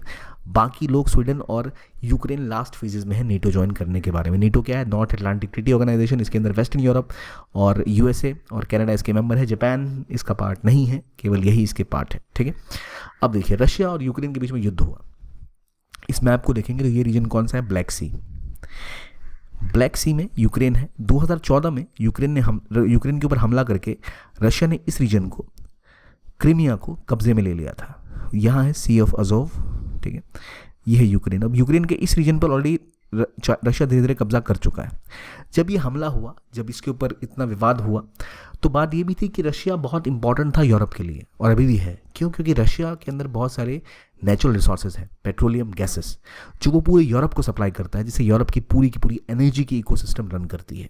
अगर हम यूरोप की बात करें तो यूरोप में कई सारी ऐसी पाइपलाइंस हैं जो रशिया से जाती है, जो वहाँ एनर्जी प्रोवाइड करती है। वहाँ हमेशा ठंड रहती है, तो बहुत इंपॉर्टेंट है उनके लिए रशिया से होने वाला नेचुरल गैस का सप्लाई। और अब ऑयल और गैसेस यहाँ से मिल नहीं रहे, तो बड़ी दिक्कत इनके लिए। तो क्या हुआ है अभी, जैसे भारत रशिया से ऑयल खरीदता है, या टर्की रशिया से ऑयल खरीदता है, या चाइना रशिया से ऑयल खरीदता है, तो ये क्या करते हैं, ये तेल खरीद के कुछ तेल इसमें से दोबारा ये यूरोप के ही कंट्रीज़ को बेच देते हैं। क्योंकि रशिया से ऑयल नहीं ले सकते, कहीं और से तो ले सकते हैं। तो इन्हें लॉन्ड्रोमैट कंट्रीज़ कहते हैं, वो देश जो रशिया के ऑयल को लॉन्डर करके, उसको साफ करके इनको वापस बेच रहा है, तो इन्हें लॉन्ड्रोमैट कंट्री भी कहते हैं। ये तो एक कहानी होगी, लॉन्ड्रोमैट क्या होता है आपने समझ लिया। दूसरी चीज़, जब आप देखो तो यहाँ कई सारी पाइपलाइंस हैं, जैसे northern lights, north stream 1, north stream 2 बन रही थी, जो अब नहीं बन पाएगी, ट्रांस गैस और ब्लू स्ट्रीम जैसी पाइपलाइंस, वो पाइपलाइंस हैं जो यूरोप के अंदर है, गैस पाइपलाइंस। तो याद रखिए क्या क्या मैंने बोला आपको, northern light, Yamal Europe, north stream, ठीक है, और ब्लू स्ट्रीम, ये सब इंपॉर्टेंट पाइपलाइंस हैं जो यूरोप में जाती हैं, जिनमें नॉर्थ स्ट्रीम 1 के ऊपर हमला हो गया था, जिसको तोड़ दिया गया था। नॉर्थ स्ट्रीम 2 डेवलप हो रहा था, जो अब नहीं हो पाएगा क्योंकि युद्ध हो चुका है। Yamal Europe, Northern Lights again are pipelines from Russia which goes to Europe. Then you have Blue Stream as well. तो ये सारी कहानी आपने जानी रशिया की इंपॉर्टेंट पाइपलाइंस के बारे में। अब यूक्रेन के बारे में आते हैं। यूक्रेन के देखिए, यूक्रेन के घेरे हुए अगर आप देखें ना, ये यूक्रेन का रीजन है। यूक्रेन के ठीक ऊपर बेलारूस है। अब बेलारूस एक तरह से रशिया के एजेंट है, कहीं भी कुछ करना होता है रशिया को बोलता है भाई हमला तो हमला। तो बेलारूस बहुत ज़्यादा करीब है रशिया के। और पोलैंड को आप देखिए तो पोलैंड असल में नेटो का मेंबर बन चुका है, उनका दुश्मन नंबर 1 है अब एक तरह से ये। तो यूक्रेन के ऊपर जब हमला हुआ था ना, तो यहाँ इनकी राजधानी है कीव। इधर भी एक रास्ता खोल दिया गया था। ये रास्ता कहाँ से खोला, तो बेलारूस से अटैक हो गया था। तो जो इंपॉर्टेंट इलाके हैं, जैसे ये इलाका है लुहांस्क का, और ये इलाका है डोनास्क का, डोनबास भी से कहते हैं। तो इनके ऊपर ऑलरेडी रशिया का प्रभाव बहुत ज़्यादा हो चुका है। यहाँ ज़ेफरिजिया इनका एक न्यूक्लियर प्लांट था, इसके ऊपर भी ऑलमोस्ट रशिया का कब्जा हो चुका है। जो लार्जेस्ट न्यूक्लियर प्लांट था यूरोप का, उसके ऊपर भी। फिर दिनीरो, जहाँ नीप्रो जो रिवर बहती है, इसके इलाके पे भी धीरे धीरे कब्जा रशिया बढ़ाता ही जा रहा था। और ये रीजन है खार्किव का, जहाँ बहुत भयंकर युद्ध हुआ था। इधर मारियोपोल है जहाँ भयंकर युद्ध हुआ था। ये सी ऑफ अज़ोव, ये ब्लैक सी आपका नीचे का रास्ता। तो यहाँ लगातार यूक्रेन के अलग अलग इलाकों पे हिंसा होती ही चलेगी। तो जो यहाँ पे इंपॉर्टेंट इलाके हैं, खार्किव, कुपियांस्क, बख्मुत का रीजन जहाँ बहुत हिंसा फैली थी, लुहांस्क, डोनास्क पे ऑलरेडी इनका कब्जा है। इसके बाद मारियोपोल का इलाका यहाँ आ गया, रोबोटीन, मेलिटोपोल, ज़ेफरिजियो ओब्लास्ट, खेरासन, ज़ेफरिजिनो, दनीप्रो, माइक्लोआव, ओदेसा, इन सभी इलाकों के ऊपर ऑलरेडी रशिया अपना बहुत तेज़ी से विवाद कर रहा था। और इन इलाकों का नाम बहुत न्यूज़ में था, इसलिए आपको पता होना चाहिए कौन कौन से इलाके हैं, ठीक है। अब एक चीज़ और है, अगर आप देखो ना यहाँ यूक्रेन एक ऐसी कंट्री है जो बहुत सारा वीट, सनफ्लावर ऑयल, ये सब पूरे यूरोप को एक्सपोर्ट करती थी, तो वो सब तो हो नहीं सका, तो उनका व्यापार पूरा ब्लैक सी के थ्रू होता था। तो एक एग्रीमेंट हुआ था, ब्लैक सी ग्रेन एग्रीमेंट, जो मिन्स्क ग्रुप के थ्रू हुआ था कि भाई यूक्रेन जब अपना वीट और ग्रेन्स को एक्सपोर्ट करेगा, फूड ग्रेन्स, तो उसको रशिया नहीं रोकेगा। लेकिन बाद में रशिया ने कहा हम नहीं मानते भाई, हम तो करेंगे जो हमें करना है। तो इन्होंने एक नया रास्ता निकाला यूक्रेन से वीट को ले जाने का, जो था सुलीना चैनल। अब भाई सुलीना चैनल क्या होता है? तो असल में यूक्रेन के ठीक नीचे अगर आप देखो, एक मैप पे आते हैं, तो यहाँ पर है रोमानिया। तो यहाँ से यहाँ से आप जो ब्लैक सी में घुसने के बजाय जो आपको ग्रेन्स एक्सपोर्ट करनी है, आप यूक्रेन से लाओगे, यहाँ पे सुनीला चैनल के अंदर एक नहर के अंदर घुसोगे और यहाँ से डॉनबी रिवर में घुसते हुए आप उसको यूरोप की तरफ लेके चले जाओगे। ये नया रूट था, Sulina channel is around this. So Ukraine के पास ही सुनीला चैनल की बात की। सुनीला चैनल क्यों बना? सुलीना चैनल इसलिए बना क्योंकि ब्लैक सी ग्रीन डील जो थी वो कैंसिल हो गई थी, रशिया उसको मानने से इनकार कर रहा था, वो हमले कर रहा था। तो रोमानिया के थ्रू सुलीना चैनल का सहारा लेते हुए डॉनबी रिवर के थ्रू यूरोप में पूरा का पूरा जो आपका गेहूं है और जो ग्रेन्स है वो पहुंचाने की तकनीक थी, इसको कहते हैं सुलीना चैनल, ठीक है। यहाँ कौन कौन से नाम है, कौन कौन से इलाके हैं, ये आपको पता रहना चाहिए। अब देखिए ये जो आप देख रहे हैं इसके ऊपर एक और ये ऊपर का इलाका है, ये भी बहुत न्यूज़ में था। ये इलाका खारगिव के ऊपर है और इसे कहते हैं बेलगोरोड। असल में पार्ट रशिया का ही है, पर यहाँ भी हिंसा हुई, तो बेलगोरोड ये भी नाम याद रखिए। तो बेलगोरोड, लुहांस्क, डोनास्क, ये आपको पता होना चाहिए क्या क्या चीज़ें हैं, क्या इसकी रेलेवेंस है। बेलगोरोड कहाँ पर है ये भी याद रहना चाहिए। अब एक आइलैंड है स्कॉटलैंड के ऊपर छोटा सा, ये कहता है कि भाई हमें यूके से आज़ादी दे दो, हमें जाना है और रहना है किसके साथ? तो नॉर्वे के अंदर। हमें नॉर्वे के अंदर आप सेल्फ गवर्नमेंट दे दो, हम वहाँ चले जाएंगे। अभी स्कॉटलैंड का पार्ट है। तो इस आइलैंड का नाम पता है क्या आपको? इसका नाम है ऑर्कनी नाम का ये आइलैंड है, जो अभी स्कॉटलैंड यानी यूके का पार्ट है। ये कहता है भाई हमें यूके से आज़ादी दे दो, हम नॉर्वे के अंदर जाएंगे, वहाँ सेल्फ गवर्नमेंट हमारे पास होगी। तो Orkney island is part of Scotland. Scotland overall UK का ही पार्ट है। तो याद रखिए ये सेल्फ गवर्नमेंट मांग रहे हैं, हमको नॉर्वे में मिला दो ताकि हम और आराम से डेवलप कर पाएँ। अब ईयू की बात की तो ब्रिटेन ईयू से निकला था, तो उसे क्या कहते हैं? ब्रेक्जिट, ठीक है, याद रखिए। फिर एक बात आती है विंडसर फ्रेमवर्क। विंडसर असल में महल को कहते हैं। विंडसर फ्रेमवर्क हुआ था असल में आयरलैंड, और जो ब्रेक्जिट हुआ था उसके बाद की कहानी। यानी होता ही है कि ब्रिटेन निकल गया किस चीज़ से?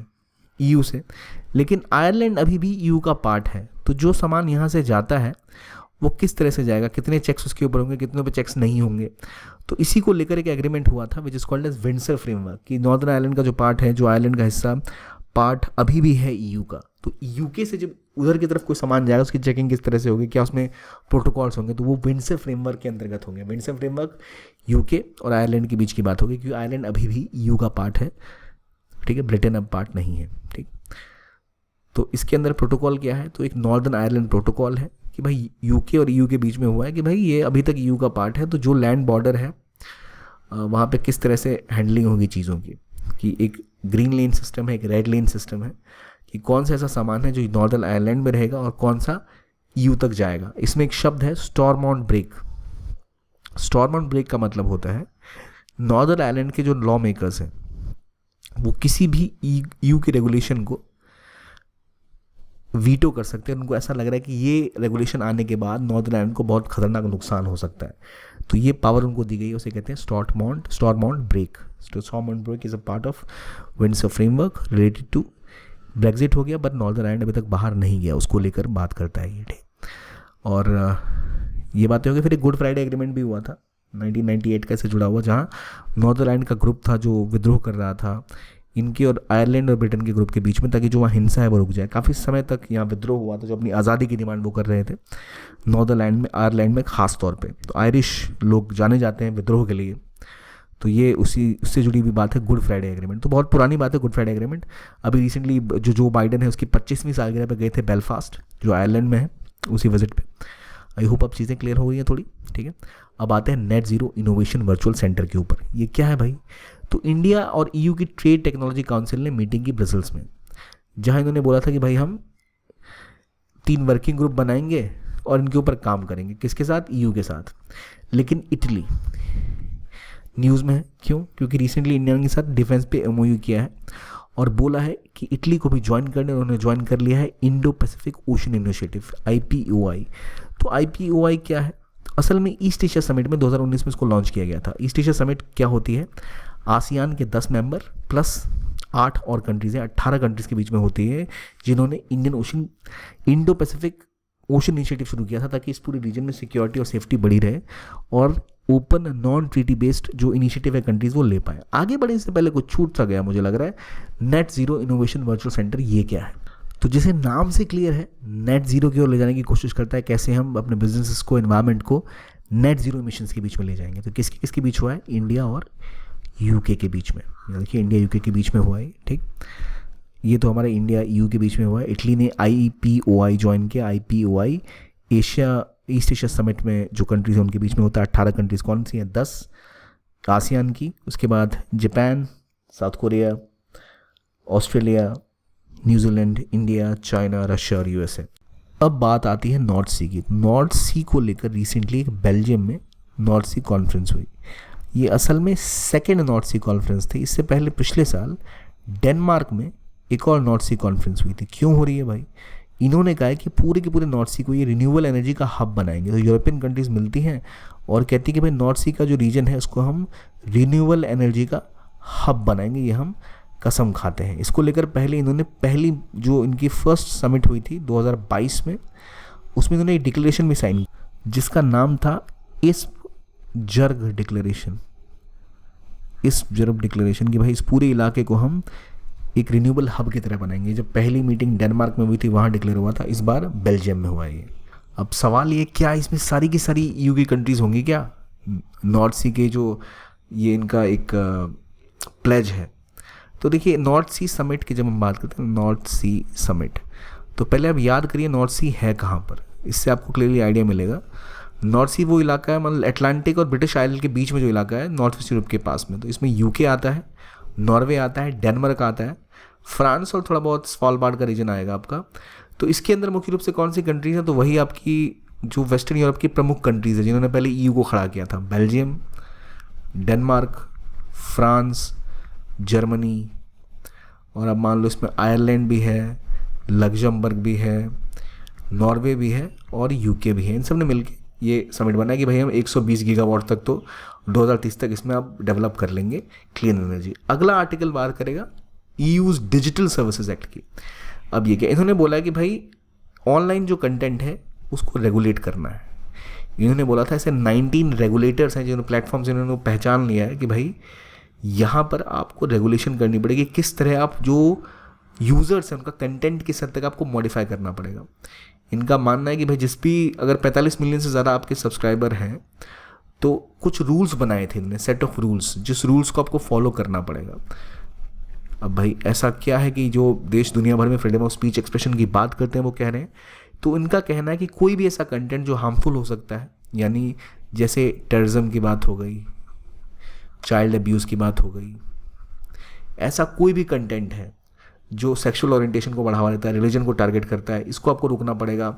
टारगेटेड एडवर्टीजमेंट को रिस्ट्रिक्ट करना पड़ेगा, बच्चों को सेफगार्ड करना पड़ेगा, आपको पूरी तरह से एक एल्गोरिथम ट्रांसपेरेंसी भी मेंटेन करनी पड़ेगी। ये बोला है इन्होंने, अगर आपने नहीं किया इसको तो आपकी भाई छुट्टी हो जाएगी वहाँ से। तो EU का डिजिटल सर्विस एक्ट यही है, इसी को इंश्योर करने की बात करता है। ठीक है, समझ गए। अगला आर्टिकल, कोसोवो सर्बिया कॉन्फ्लिक्ट। क्या है भाई कोसोवो सर्बिया कॉन्फ्लिक्ट में बात?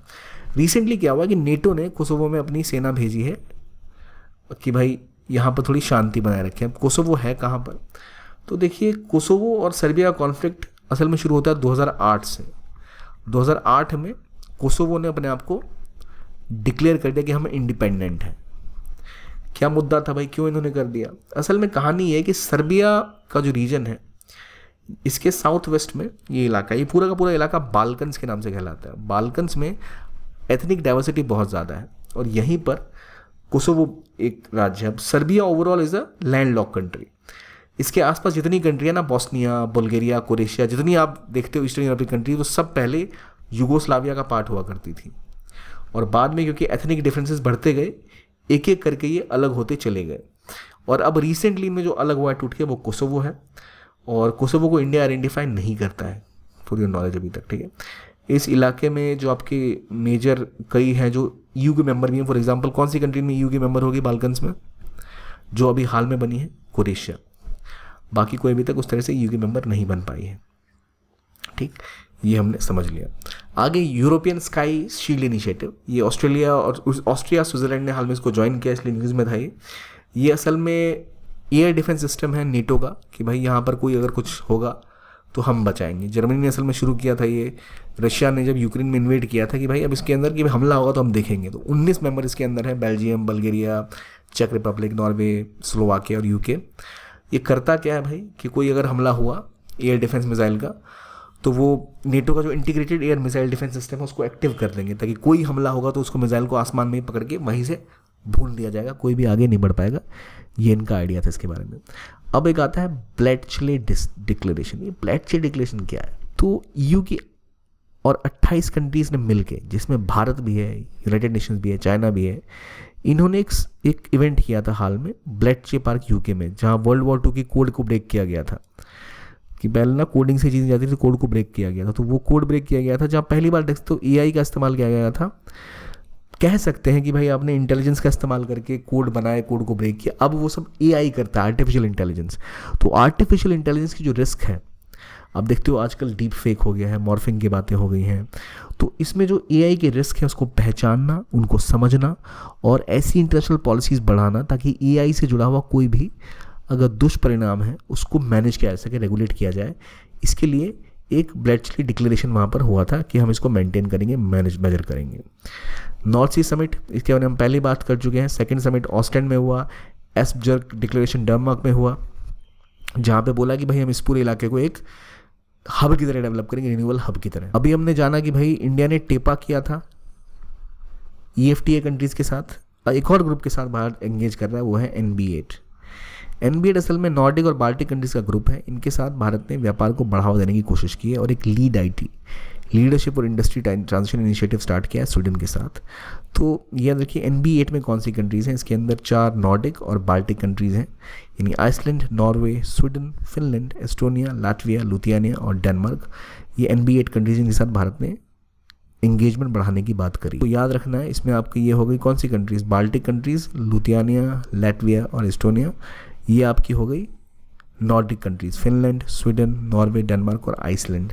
अगर मैं स्कैंडिनेवियन कंट्रीज़ की बात करूँगा तो उसमें डेनमार्क आएगा क्या? मुझे बताइए, आपके लिए मेरा सवाल है। नॉर्डिक कंट्री कौन सी होती है? हमने बता दिया कि नॉर्डिक मतलब ये आपकी 5 कंट्रीज़ हो गई, Iceland, Norway, Sweden, Finland, Denmark. अब अगर मैं आपसे बोलूँ स्कैंडिनेवियन कंट्रीज़, तो इनमें कौन सी कंट्रीज़ ऐड होंगी? ये जो आइलैंड है ये ब्रिटेन का आइलैंड है, यूके, ब्रिटेन, ये ब्रिटेन है, ये आपका आयरलैंड है, ये आपका इंग्लिश चैनल है, France, Germany, Spain, Portugal, Italy, Adriatic sea, Mediterranean sea, sea of Azov, Ionian sea. ये सारी सीज़ के नाम आपको याद रखने बहुत ही ज़्यादा ज़रूरी है। तो remember, you have to keep them in mind. अब हमने बेसिक चीज़ों को रिवाइज कर लिया यूरोप, अफ्रीका का। आई होप आपको ये लेक्चर अच्छा लगा। हमने कीनली डिस्कस किया चीज़ों का। आप एक काम करें, अपने मैप को खोलें, एटलस में आइडेंटिफाई करें ताकि ये सारी चीज़ें आपको याद रह पाएँ।